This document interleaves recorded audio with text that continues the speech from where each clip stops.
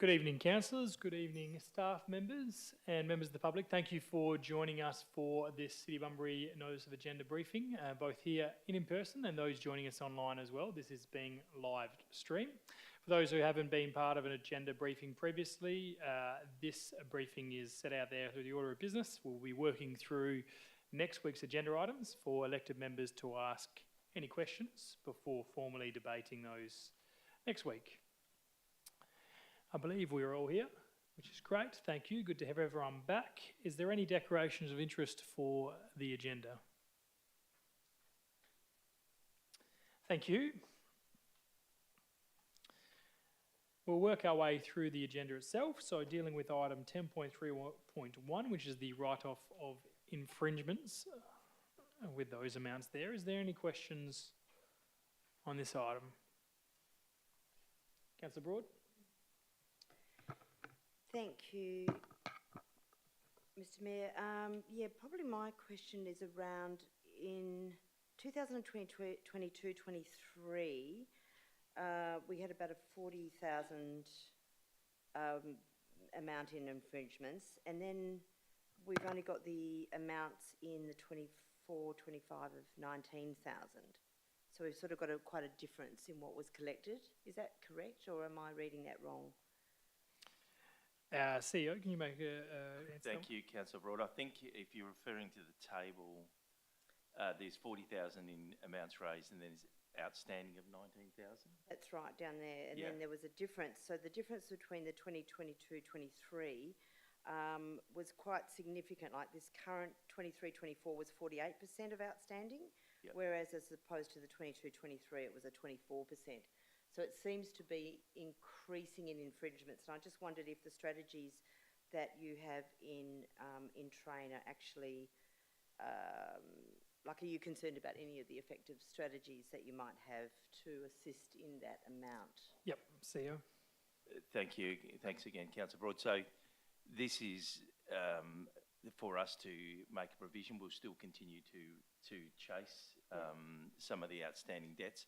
I don't have any information on why, and clearly you can see some of the things like the Dog Act and the ability to is probably, but we can certainly get some further information unless the Manager of Finance has any further information on particularly those ones that have increased from one year to the next. Through you, Mr. Mayor. I've no specific details on why, but as the CEO pointed out, it's mainly in the Park and the Dog Act fines that increased. Sorry, I should have said parking. Beg your pardon. The internal staff do their best to follow up, and anything that we can't follow up then goes to the Ministry of Justice through the Fines Enforcement Registry for them to follow it up. Thank you. All good? Further questions? Oh, Councillor Turner. I'm just wondering where the CAT Act is, because I know last time the CATs also had quite a discrepancy in outstanding accounts. CEO? Thank you, Mayor. I'm not aware of where that's at, but so perhaps we can take that on notice and come back unless, again, the Manager of Finance has any further to add, which is a no. So perhaps we'll take, if you just want an update on where the CAT Act is at. Yes, please. Normally they have the Dog Act, the CAT Act, and the percentages and the outstanding, but there's no CAT Act in there for some reason. Okay, thank you. We'll check on that, Councillor Turner. There has been obviously quite a few changes to the CAT Act as well, so whether it was different enforcements and fines or regulations around that as well. Any further questions? Thank you. 10.3.2 is the statutory annual review of delegations. Any questions on this?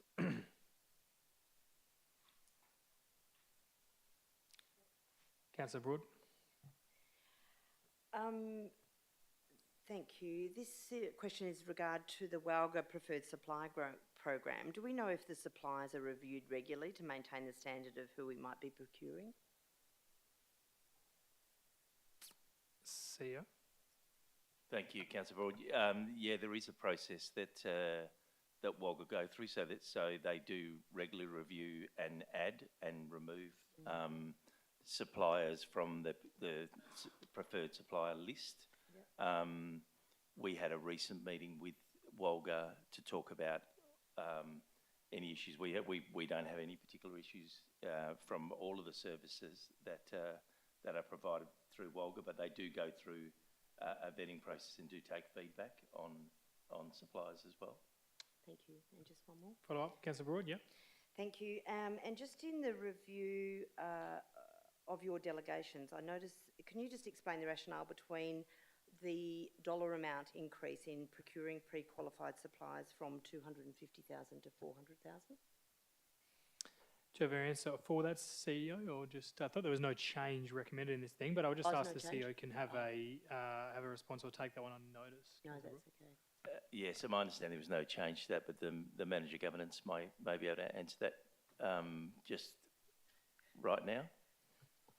I can certainly confirm that. Thank you, CEO, and thank you, Mayor.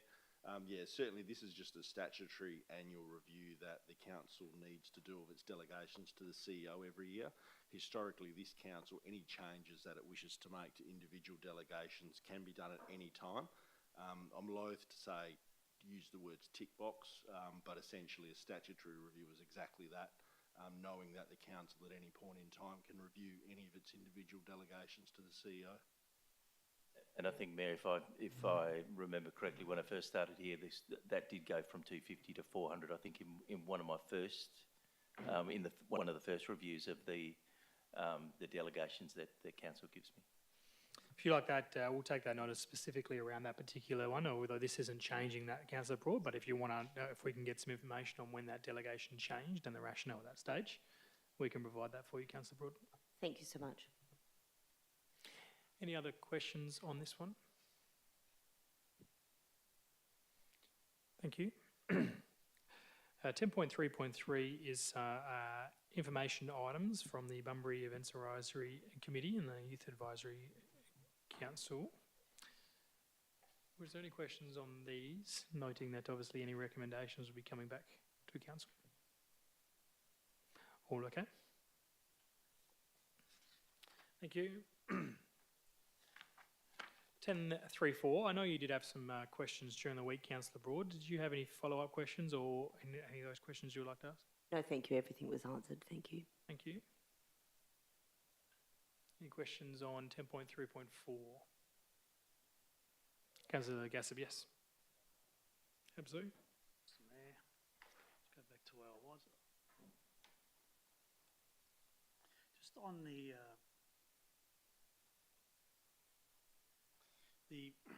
operating income, operating expenditure and capital expenditure. Income is higher than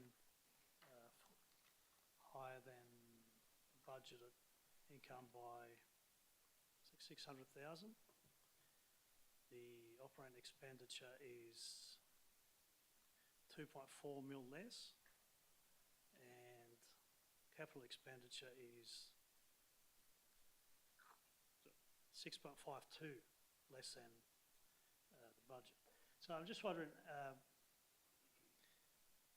perhaps you can give us some indication of what is causing these things and what impact it may have on, say, on our loan liability operating surplus ratios and the other two ratios, operating surplus ratios, because they're significant numbers. I'm just not sure how it affects them at the end of the day, by the time we hit the end of the financial year, how it impacts all these other things, if it impacts at all. It's quite a few questions there, Councillor Gassab. Well, I'll probably, if you would, yeah. Just three things. Sure. CEO, did you want to have a crack at that? Yeah, I'll pass that on to the Manager of Finance to talk about operating income and the operating expenditure and the impact on some of the ratios. I think with capital, we have been reviewing some of our projects and some of them still are behind target, but the bulk of those will be carried forward to next year. So where those projects either haven't commenced or there's reasons for why they are delayed, we will document those, and that'll be part of our normal end of year process. We do obviously review our income and expenditure, and there is reasons in the report for why some of those have variations, but I might ask the Manager of Finance to provide a little bit more detail. Thank you. Thank you. Through the Mayor, those explanations are provided in the report. So if the minute taker, I'd just like to go down to page 221. We provide an explanation of the key variances in both the income and expenditure and capital expenditure reports. We also provide an update in the agenda pack on the key ratios as well, based on our forecast. I guess the key variance is the timing of some of the expenditure that we are having, and that's mostly in the capital expenditure area, where, as the CEO pointed out, some of those projects will be carried forward into next year's budget. Councillor Gass, was there any more questions out of that you'd like to ask? No, that's good. I'm very pleased with the answer. Just, you know, Mr Mayor, if I put it in a question, you know that I always look at the financial ratios. I just want to keep a close eye on it and to see how the actual budget versus the forecast budget affects the actual ratios that I'm always looking at. Thank you. Further questions on 1034? Councillor Smith, Deputy Mayor. Thank you, Mr Mayor. Just on page 218, I was interested in the current liabilities. Does the city follow up on annual leave and long service provisions to make sure that staff use their long service leave and their annual leave? It was a position I know the Audit Committee wanted to review regular updates, and it's now a report that comes back to the Audit and Risk Committee every agenda, which is obviously looking at annual leave as a total, but also in each directorate to make sure that there's significant directorates that have long service leave. We don't want to see parts of the business potentially being out of way for a long time. So the Audit Committee and Risk Committee definitely look into that and receive updates quarterly. Every 6 months they meet. So, CEO, anything to add to that? No, thank you, Mayor. I think that's yeah, that's fine.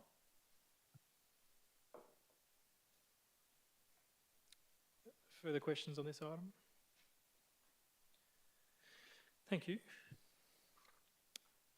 If that's the case, that does bring us to a close for this particular meeting. Thank you very much for those who are joining us. I'll declare this meeting closed at 5:43. Thank you.